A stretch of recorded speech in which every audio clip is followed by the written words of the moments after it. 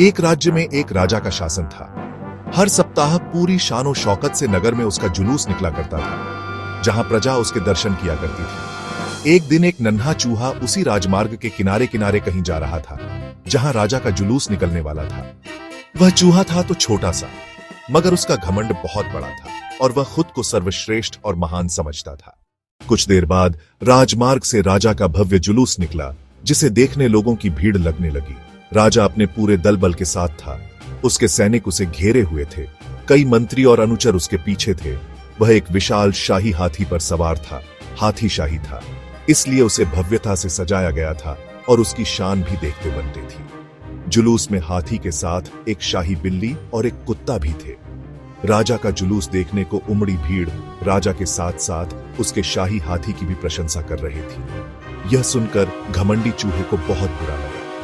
वह हाथी को गौर से देखने लगा, फिर सोचने लगा, इसमें ऐसी क्या खास बात है जो मुझ में नहीं? मैं भी उस जैसा ही हूं। मेरे पास भी 2 आंखें, 2 कान, 1 नाक और 4 पैर हैं। फिर उसकी इतनी प्रशंसा क्यों?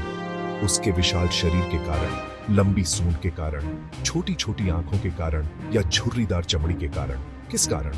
एक बार तुम लोग मुझे देख लो, उस हाथी को भूल जाओगे। मैं हाथी से ज्यादा महान हूं। चूहा ये सब सोच ही रहा था कि शाही बिल्ली की नजर उस पर पड़ गई और उसकी लार टपक गई। जुलूस छोड़ वह उसकी ओर लपकी। फिर क्या था? चूहा अपनी सारी महानता भूलकर दुम दबाकर भागा। भागते भागते वह हाथी के सामने आ गया।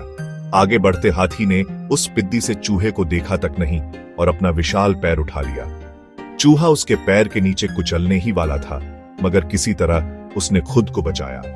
वहां से बचा तो खतरनाक कुत्ता सामने था, जो उसे देखकर गुर्राया। चूहा पूरी जान लगाकर वहां से भागा और राजमार्ग के किनारे स्थित एक छेद में घुस गया। उसका सारा घमंड उतर चुका था। उसे समझ आ चुका था कि वह इतना भी श्रेष्ठ और महान नहीं। सीख, किसी से मात्र रूप रंग की समानता हमें महान नहीं बनाती। महान हमारे गुण और कार्य बनाते हैं।